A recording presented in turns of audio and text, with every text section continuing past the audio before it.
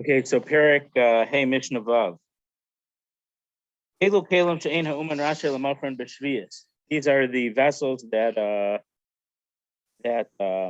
if you are a producer of these items, you are not allowed to sell them on Shemitah. And when we get to the end of the Mishnah, we'll tell what you why.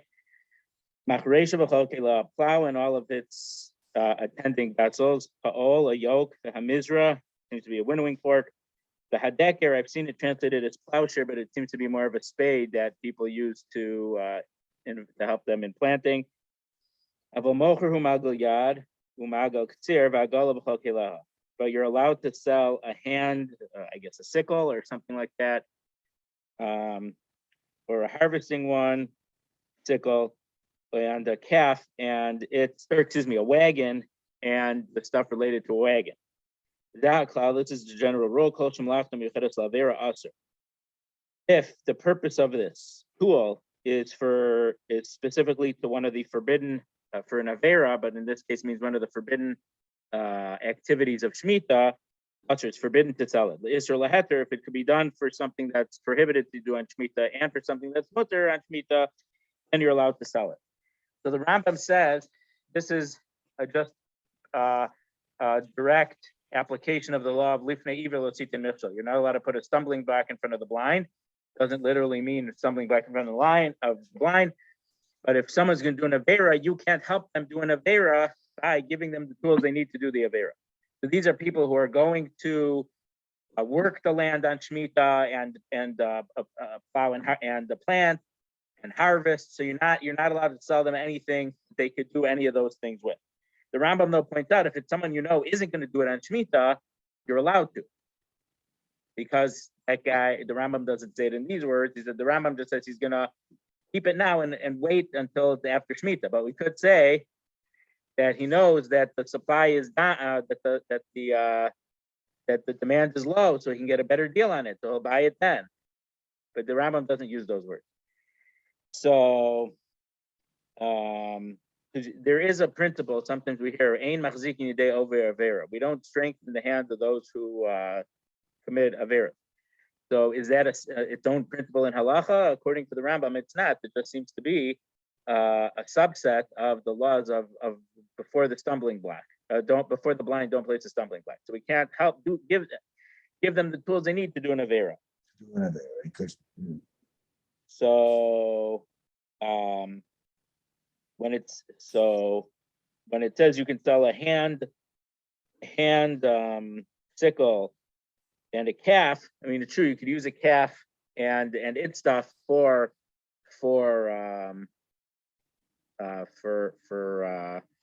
train it and use it to plow, but it's not necessarily going to be used to plow. You might be using it just to, is most of these things, it's easy to see how you could directly with the things you're going to be either plowing or planting or harvesting. But you're allowed to harvest stuff for yourself for a few meals worth of stuff. So a hand sickle, you're allowed to do because you're not going to be doing a commercial amount of work with that. And even the calf, well, what's the problem with selling an animal? If you have a lot of stuff, you might need a calf or a donkey, whatever, to bring a mule to bring it to the market. So even though that itself isn't, to bring it to the market isn't the avera, but if you think that the reason they need the animals because they're going to be bringing their produce to the market to sell, that would be a violation of Shemitah.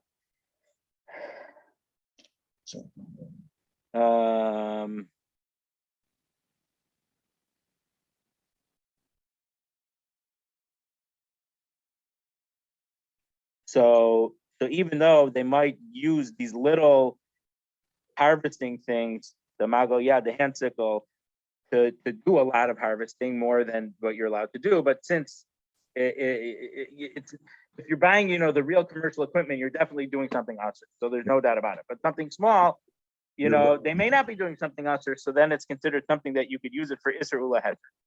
So another example, maybe I don't know exactly how they did it in those days, but we have special pruning scissors. I forget they're not called, but a pruning thing So you're not allowed to prune the vineyard. So if they would have the regular pruning shears, that's what they call it, shears, not scissors. Yeah. So pruning shears would also fall under this category. Now, we'll see, and I haven't looked at it lately, so I can't give don't take this as a psak, but I buy cheap pruning shears, and when I buy my wife flowers for Shabbos, I use pruning shears to cut the bottom of the flower. So if there's no problem for getting flowers during Shemitah, which it might be, we'll learn it.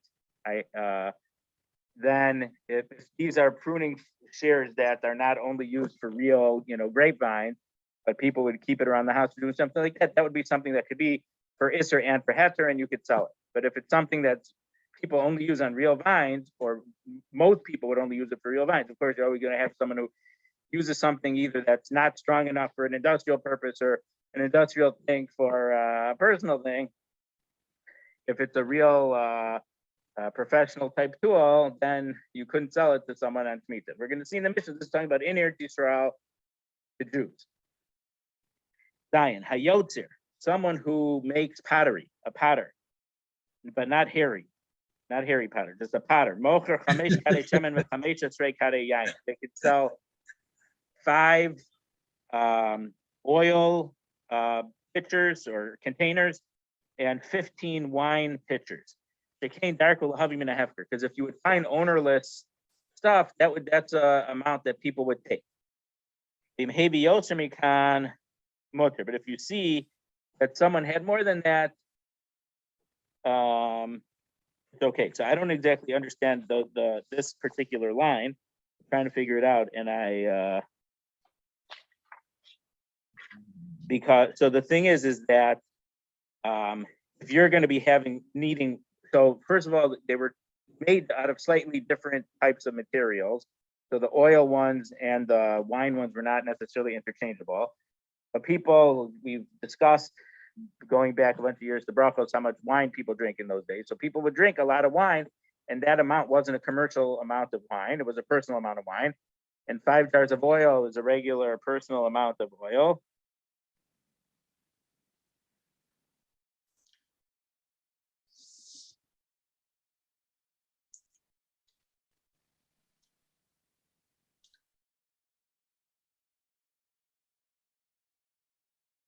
So I don't understand if he brought. What are we talking about bringing? We're talking. I don't know. Is it? I just don't understand how it fits in. Does it? Yeah, everyone.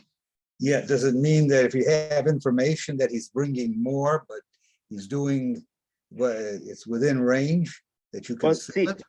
I mean, maybe, but here's why I don't understand how to read it, because the previous Mishnah started talking about the uman. So let's say you're a blacksmith, whatever. So you make these tools. This is what you're allowed to sell on Shemitah. This is what you're not allowed to. And then this one, hayoter, if you're a potter, what are you allowed to sell to someone who comes into your shop? So meaning if someone comes in and says, I want 50 oil containers, you can't give him 50 because it looks like he's mass producing oil on Shemitah in violation of the laws of Shemitah. So if he could sell this, but then when it says im hevi, if he brought, if the potter brought to sell, if someone came into his shop, that's I don't understand. It's not like he was selling secondhand thing. It's not like someone said, oh, I want to sell you empty vessels. What's wrong with buying empty vessels for someone? They're empty. He doesn't have oil in them. Yeah. But it does seem that some people it actually, the way the Bartanur says, it makes it sound like it's a separate case. If someone came with a whole bunch of jars, I guess, filled already, you're allowed to buy it from him, and you don't have to assume that he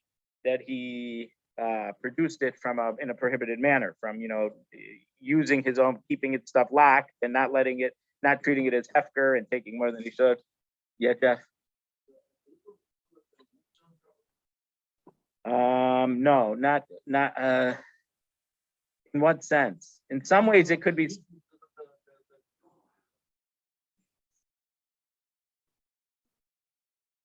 What, the jar?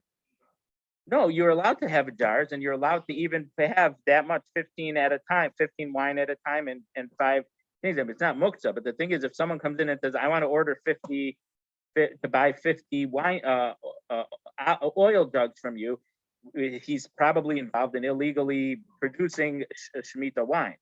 I mean, oil. Yeah, you're allowed to have containers. What's wrong? Containers aren't. You're not digging up the ground to make the containers. I mean, okay.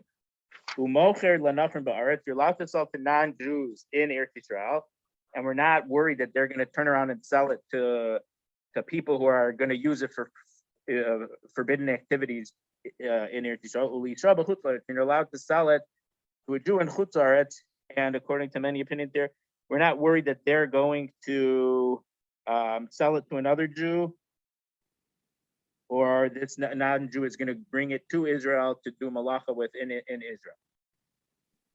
Meaning, let's say this guy lives in Turkey, and you sell him a plowshare, so that's not a problem. But let's say he decides to pack up a few mules, whatever, and walk for a few days, through Syria, Lebanon, go down to Israel. We're not worried that he's going to do that. Beis Shammai says you're not allowed to sell to someone, probably someone who is suspected on violating the laws of Shemitah. You can't sell him a plowing bull or a plowing cow during Shemitah year. Because what do you use it for? It's trained, it's experienced, it knows how to plow. If you want to buy it, he's going to use it for plowing. So therefore, you're not allowed to sell it. Beis Hillel says you're allowed to because he could shecht it. Now, even though people don't usually shecht their working animals like this, but it's possible. You're allowed to sell to such a person fruits, even though it's planting time, meaning, and he's going to open up the fruits to get seeds so we can plant more stuff. And you're allowed to lend him your measuring cup, whatever this cup tool, whatever it was, even though you know that he has a threshing house, and normally you would be measuring the stuff that you're bringing in there. So this is talking about after the harvest. And you can give him change if he gives you $100 bill and he says, "Can you break the 100 for me and give me some 5s and 10s?" You're allowed to break it, even though you know that he has workers and he needs the smaller money because he needs to pay his workers, which you can't hire workers, because if you're only getting produce for yourself, what do you need workers? That you need to pay this many workers if you're just harvesting your own stuff or someone's harvesting for you. It's clearly, again, it's a commercial thing, and you're using the Shemitah as if it's the Shemitah field as if it's your own private field, which the whole point of Shemitah is that it's ownerless. It's equally everyone's this year. Communism for these days. I joke. Chas v'shalom. But if the person says, "Oh, I need to pay my workers who are working in my field, so can you change it out?" Then you're not allowed to. Yeah. He says, "I need the measuring cup because I'm going to be measuring out the stuff when I'm about to thresh it and produce it." And he's doing an avera. Then you're not allowed to do it for him, because then you're going to help him do the avera. I mean, not that you're doing the avera, but it's part of lifnei iver. Yes, Mashal Ishal Chaberta Chashuda ala Shviis Nafel Gvar v'Rechaim v'Tanur Avalo Tavar v'Lo Titchan Ima. A woman is allowed to lend to her friend or her neighbor, even though she is suspected, the friend or the neighbor is suspected on not following the laws of Shemitah. You're allowed to lend her a sifter or a sieve or a grinder or an oven. Now, I thought in those days the ovens were fairly big and set in the ground, so it wouldn't be so portable. So I don't know if you're let her use your oven. I don't know if that's what it means. So we're not worried that she's using the stuff with Shemitah produce improperly, or that she improperly has use of Shemitah produce. But you shouldn't do it with her.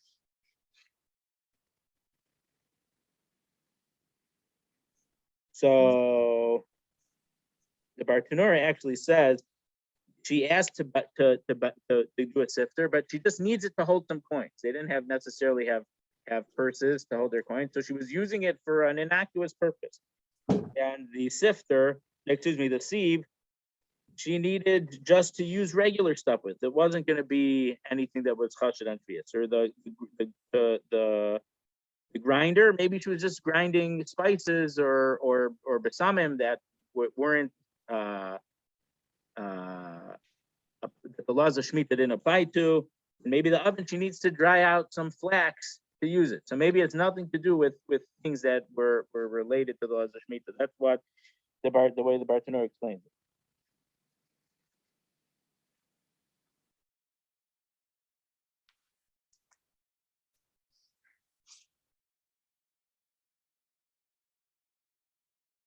Okay, so now the next part of the Mishnah is a general rule, not related to Shemitah, but it's related to the law we just said. Eishes Chaver, the wife of a Chaver. Now, a Chaver was a higher level spiritual person. Didn't necessarily mean rabbi, but a Chaver was someone who probably reached a certain level of learning, but specifically, this person was careful to eat their food in a state of purity, of tahara. So even if the person wasn't a Kohen and their food wasn't truma, if it was truma, it had to be eaten in purity. But if someone wasn't a Kohen, they eat regular food could become tameh. It's not a big deal. But if he was meticulous, eat it, he has the status of a chaver. So the wife of a chaver is allowed to lend to the wife of a amaret, an ignoramus. So the ignoramuses weren't worried about this, but the bigger problem about the amaret is that they weren't necessarily careful on separating maasros. Truma, the part that went to the Kohen, which is usually 1/40th, 1/50th, 1/60th, they separated because they know if you didn't separate it, there's a death penalty, a heavenly death penalty for eating that. But Meiser, what's the big deal? Meiser is chulin. If I'm not a Levi, I could eat Meiser also. The Levi, so a Kohen can't invite me to eat his Truma, but a Levi can invite me to eat Meiser. The problem is that part of the Meiser is the Meiser. The Levi has to take off a little bit and give it to the Kohen, called Trumas Meiser. So that part is like truma, which again is only for a Kohen to eat. So that's there's a whole track. The third, it's off I think it's the third one in Brachos, is about the Mai. Yeah, it's the third one, and that's about people who aren't who don't necessarily take off maestros. So she's allowed to also lend her the sifter and the sieve, the uborer to tochenos marakedes ima, and they could even be next to each other. And this one uses the sifter, and then this one uses the sifter, and then that one uses the grinder, because tochenos marakedes ima is grinding, and marakedes is sift. So they can do it together. Once she's ready to put in the water, lo tiga etzla. Then the Eishes Chaver has to move away, because once it becomes wet, then it's susceptible to tuma. The laws of tuma don't apply to things that are dry. It has to be, the word is hochshel kabel tuma, so primed to become tuma. The way it becomes primed, it has to become in contact with one of the 7 liquids. Water, obviously, but yayin, dam, blood, wine, blood, shemen, olive oil, chema, chalav, milk. S is for dew, and then honey and water. So if the owner, once this produce has been detached, and one of these 7 liquids have touched it, and the owner is happy about it, or at least he's not unhappy about it, it can become tameh. So once the Eishes Amaret is ready to start putting the water in to mix her dough, then the Eishes Chaver has to move away, because then her stuff will become tameh, and she has to take her vessels away before they will become tameh. Because if they eat in tameh, that they themselves are probably also impure. So over Avera, we don't strengthen the hand of those who transgress Avera. So again, what she's doing is not, there's nothing inherently else in what she's doing, but since we don't assume, or we know, we have good reasons to assume that they didn't properly take off the meiser, and there's an affair with that. And the trumas meiser that wasn't separated is going to become tameh. So that's why from that point on, you have to separate. And for these things where we do interact with them, we just do it because of ways of peace. Yeah. Meaning it would be better not to have to deal with them to some degree, but because of Darkei Shalom, we have to treat them in a pleasant manner and be reasonable and lend our things to them. And we are allowed to strengthen the hands of non-Jews on Shemitah. We mentioned this before. It means you're allowed to thank them, even though normally there, you can't create a special goodwill for a non-Jew. It's almost like a gift. But this was talking about pagans, people who aren't pagans. It's not forbidden to give them a free gift, and saying hello and treating them nice is almost creating goodwill. It's not exactly tangible, but it's almost something tangible. That halacha here we see that sometimes you might think that it's not okay, but again, our societies are different than the pagans that they had in those days. But you're not allowed to strengthen non-Jews who are going to violate Shemitah. And we say hello and to non-Jews because of Darkei Shalom.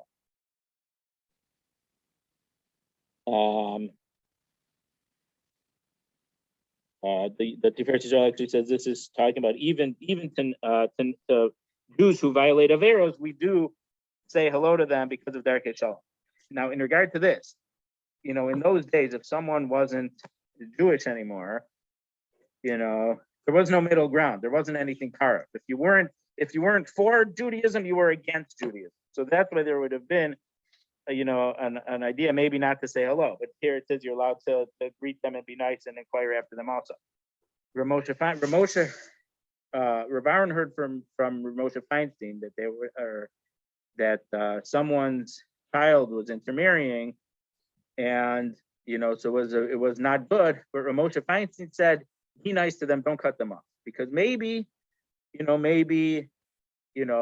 I don't know if the case was where it was the daughter marrying a non-Jew, so the kids were still Jewish, or it was even a case where it was a son, so the kids weren't going to be, grandchildren weren't going to be Jewish. I don't know, but Moshe Feinstein said in that case, and this was, probably in the 40s already, almost 80 years ago, there is an issue here of, don't burn the bridges. So this, I'm sure, is something that the reality has changed. That back then, if you're over Avera, what was it going to help? But nowadays, it's not that halacha changed, the situation changed. And I just saw something very interesting today from the Herhurim blog, Torah Musing. It was mentioning a book about Rabbi Bleich. We have his books here. It's the Contemporary Halacha Problem. So his wife, who is a professor, was writing responses to assimilation or whatever.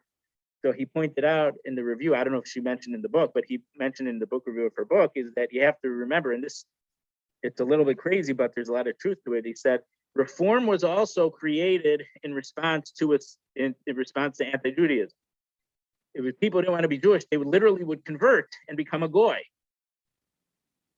And so the reformers saying, no, we're going to be Jewish. We're going to stay Jewish. I mean, to us, it seems, but there's truth to that. And I'm not saying that, and I'm not at all saying that it was the right thing, but it was a response to try to keep people Jewish. Mm-hmm. But, in some things they made some very big problems. Whereas, let's say he mentioned the Chatzim Sofer's community, things like that, and needless to say, Rav Shimshon Raphael Hirsch, the people who said, that's completely also, that was also a response to be stricter, to make sure people don't leave the fold, was also a response to the people who were leaving the fold. So I just pointing out that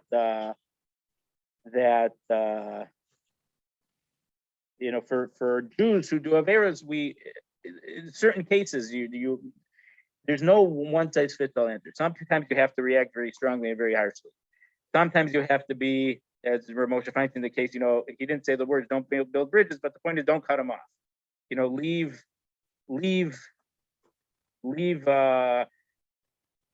Leave something there that they might, if they want to come back, there's a path for them to come back. Don't sit, as they say, don't sit shiva for them. That's not, it didn't mean not to be sad, but the point is that if they want to come back, we have to Give them the means to do it.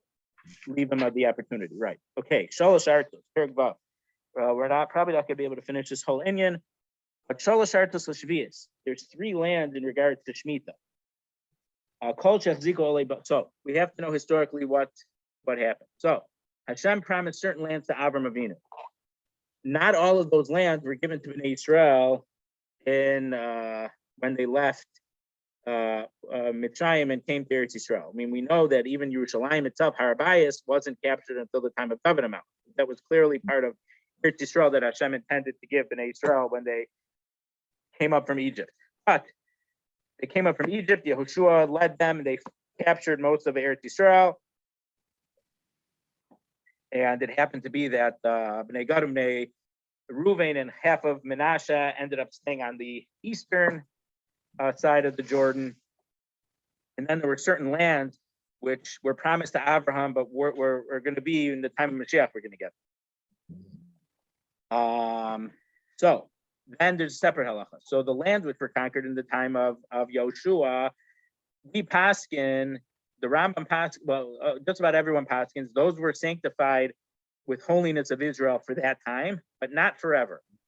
So when Nebuchadnezzar, or in certain places in Eretz Yisrael a little bit before then, if a different foreign enemy captured those lands, it lost its status.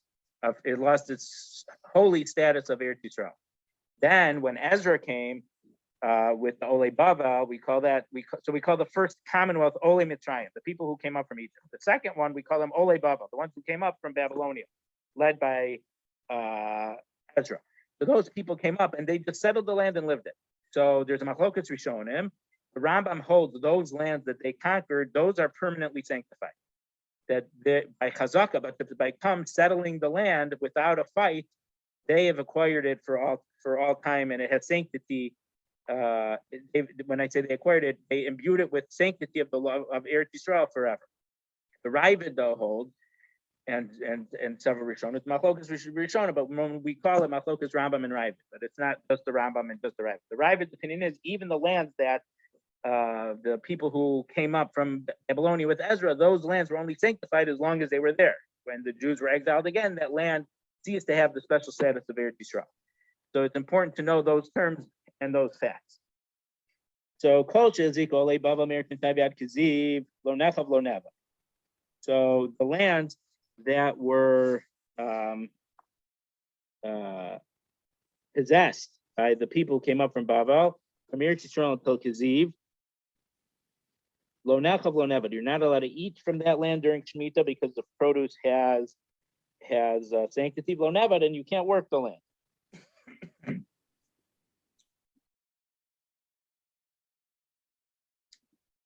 But there's many machlok and many different opinions of how to understand it.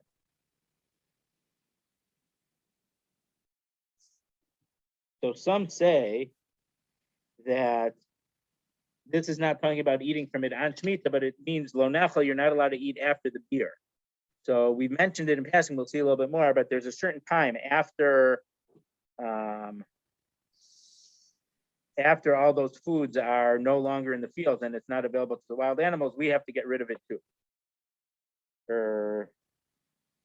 So this means you can't eat from that produce after the time of the beer.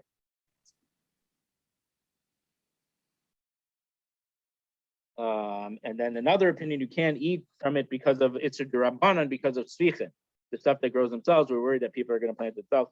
Whatever, there's a lot of possible explanations of what this means here. So the lands that were possessed by the generation of Yehoshua, the ones that came up from Egypt, so They went from Kziv until the river, which is the Euphrates, I think, until Amana. So Amana, according to the Bartanura, it's Har Hahar. And the problem is there's two Har Hahars. One is where Aaron is buried, and one is the border of Eretz Yisrael. And according to most opinions, they're two separate places. Aaron was definitely buried outside of Eretz Yisrael, and this other one is the boundary of Eretz Yisrael. Nachal avolo nevad. So that produce that's grown there can be eaten, whether it means an shmita or it means after the bior or it means tzvichim, whatever. And you also cannot work that land. So even though the people from Babel didn't reach that far, we still don't work that land. And then from the river and the Farmana innerwards, so even though it makes more sense to say outer, you're allowed to eat from it and it can be worked.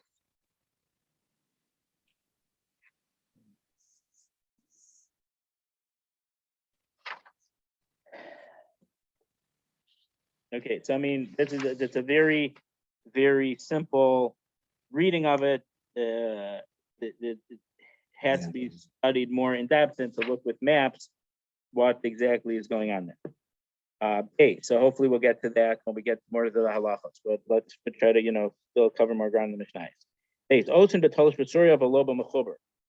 So Surya, which we usually translate Syria, that's really called Aram Naraim. So it is certain parts of Syria that David HaMelech conquered.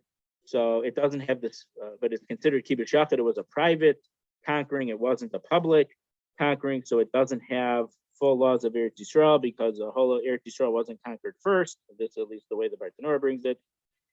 Otzen betalosh, you're allowed to work together with people who don't follow laws of Shemitah, even for things that are still attached to the ground. Excuse me, betalosh, once it's separated from the ground, of a loba mechuber, but not when it's things that are connected. Meaning that you could grind your stuff together, you could sift together, but you can't harvest together. So Bartanura points out is that if it's something that clearly isn't ownerless properly, you're allowed to do it. But if they're doing it and it's a guarded property, then you shouldn't do it with them. The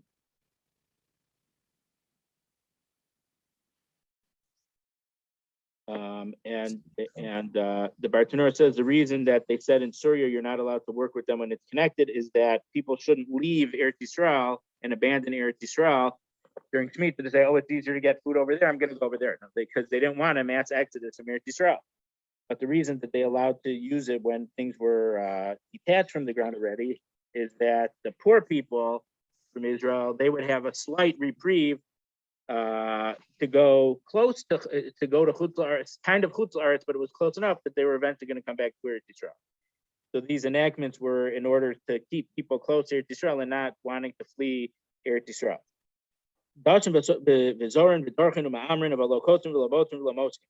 So meaning, what can you do together? You can thrash because it's already harvested by then, and you can winnow, and you can trample, and you can make piles with this stuff that's already harvested. Because we're saying it has to be detached from the ground. But you're not allowed to harvest with them.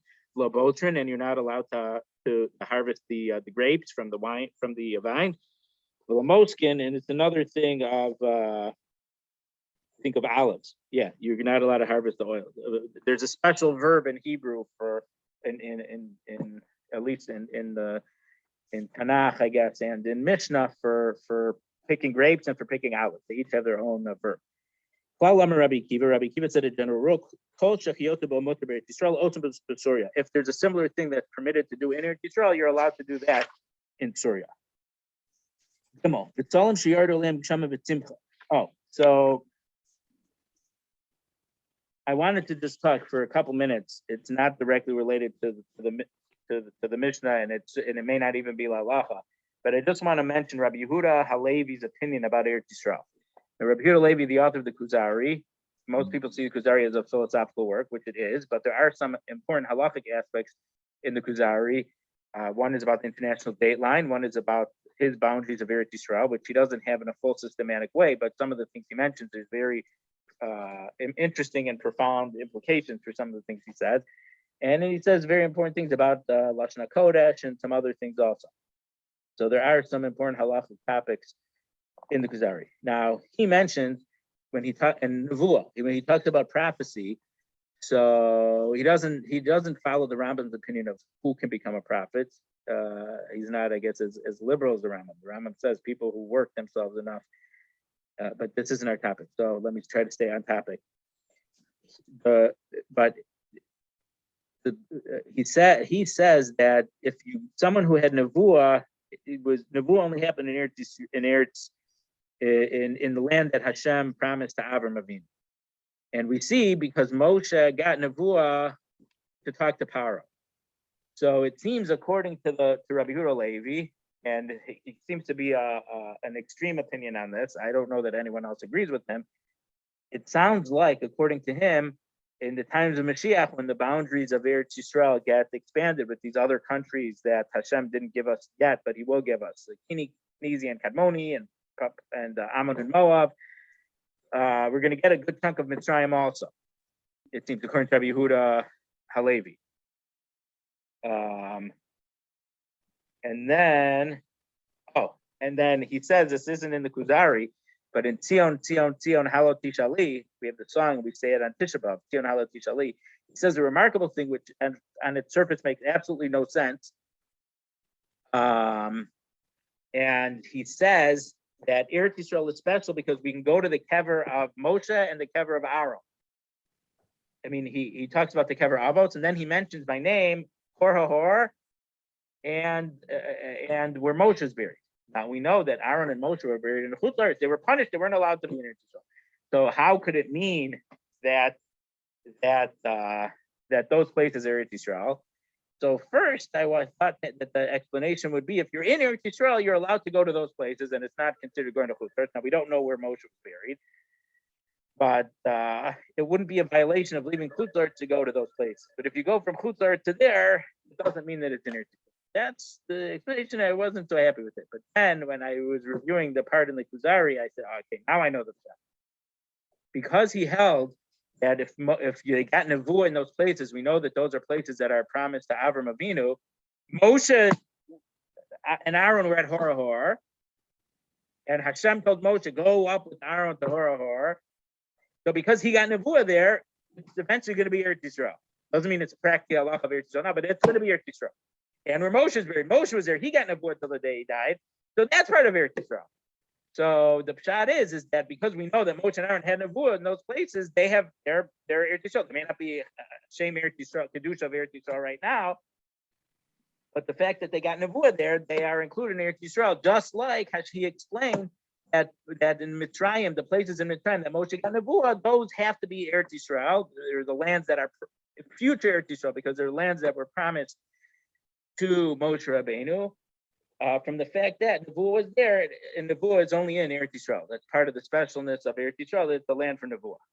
So even though it wasn't Eretz Yisrael at the time yet, but it's future Eretz Yisrael.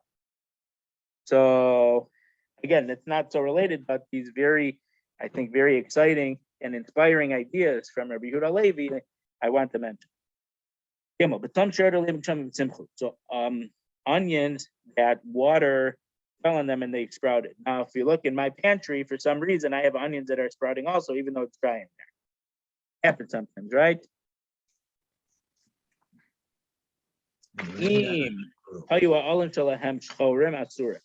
If the leaves were black, you're not allowed to use them. But if they were light, you're allowed to use them. So what's the ghost story over here? So this is talking about it's onions that you were harvested from the 6th year. And because they got wet or the rain went on them, they sprouted. So if they were black, it means that they're growing more.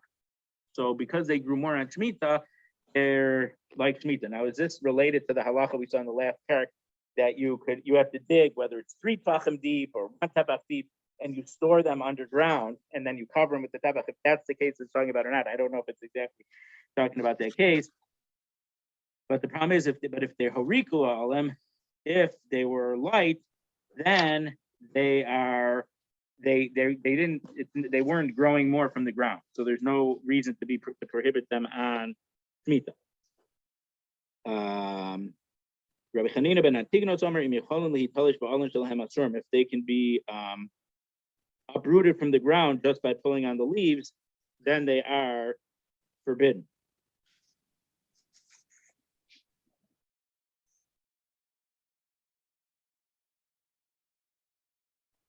So if you're able to pull them up, that shows that they grew on Shemitah, even though you had harvested them and you didn't plant them. But onions are something that's easy. If they're near the ground, they're gonna, automatically plant themselves almost. But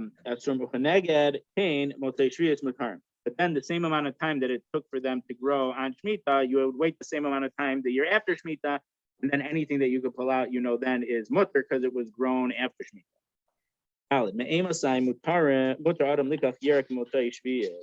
So when are you able to take something after Shviis? So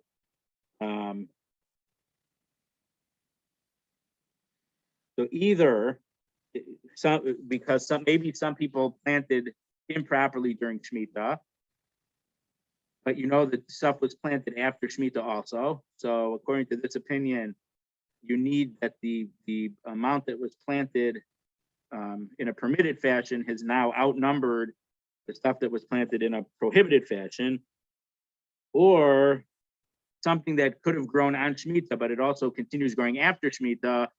Do we say enough of the growth happened after Shemitah that it's considered 8th year produce, not 7th year produce?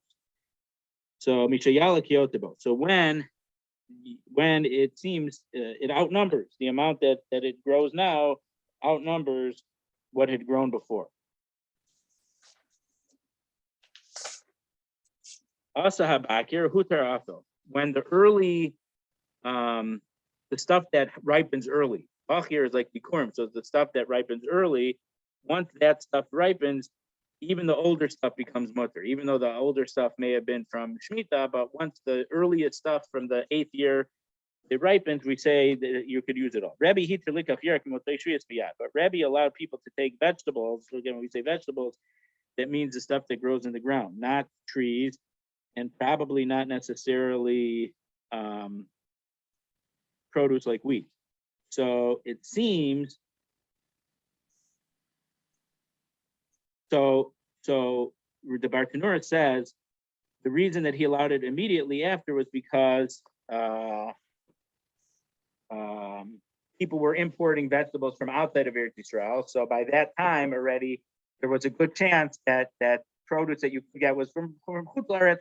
So it was kind of like a batal baruch, nullified because there was enough mutter stuff to get together. Or with 2 or 3 days, it grows that much. So what he means by this, I'm not sure, but perhaps he means that the growth in a few days, 3 days, let's say, after by the Tzom Gedalia, the day after Tzom Gedalia, enough of the vegetable grew that it's considered it grew in the 8th year, not in the 7th year. Now, I mean, we passing though, let's say something like cucumbers. I have cucumbers in my head for some reason, but we passing that unless this is in regard to Shviis, but vegetables like that, the law follows. If it's after Rosh Hashanah, when you it depends when you pick it. So if it's after Rosh Hashanah, I pick it, it's not considered Shemitah produce anymore. So maybe this is talking about because of the prohibition of Shviis. So maybe because it was midrabanan, they said because of the Rabbanan prohibition not to plant it and use it. After a few days, we say it grew more after Shemitah. So I don't exactly know the qualifications of how this relates to Lamaisa right now, and hopefully we'll get there within a month or two to understand how this works. Let's just finish the parak. There's one more.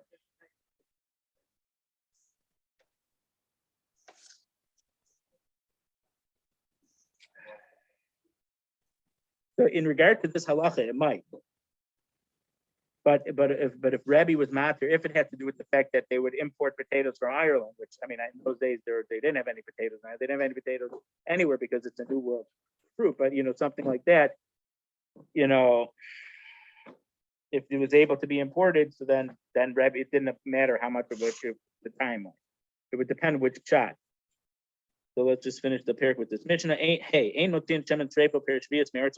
you're not allowed to take tamei truma oil, or so that's any time. So shemen treifa means oil from truma. So it became tamei. So you're not allowed to have truma become tamei, but because this isn't being eaten, it's olive oil. You could light your oil. You could light your lights with it. In those days, they had lamps. They didn't have electricity. So you're not allowed to take that outside of Eretz Yisrael. And Shemitah produce, this is a very important halacha. Shemitah produce, you're not allowed to take from Eretz Yisrael to Chutz La'aretz. Amar Rabbi Shimon says, Shamati beferish, I heard explicitly, Shemotzian l'Surya ve'imotzian l'Chutz La'aretz. You're allowed to take the produce of Eretz Yisrael to Surya, not to full-blown Chutz La'aretz. Oh, there's one more Mishnah. Ein mevi'in truma mechutz la'aretz. You don't bring truma from chutz la'aretz to Eretz Yisrael. So truma, the part for the Kohen. So there were some places where you brought it midrabanan, whatever. But Bartanur says we're worried that if Kohanim hear, oh, there's truma over there, I'm going to run and try to snort truma over there. But Kohanim aren't allowed to leave Eretz Yisrael because the non-Eretz Yisrael lands have rabbinically are impure because there might be bones buried at any particular place, and if a Kohen can't come in contact with the dead body, it'll become tamei. So we don't bring truma from Eretz Yisrael in order to make sure we're not going to have Kohanim leave Eretz Yisrael and get tamei. Amar Rabbi Shimon Shemati Perishim V'Vim Yisrael and V'Vim L'Chutz La'aretz. Rabbi Shimon said I heard we're allowed to bring it from Surya, but not from something that is fully Chutz La'aretz. We'll leave it here. God willing, we'll continue next week. Yeah.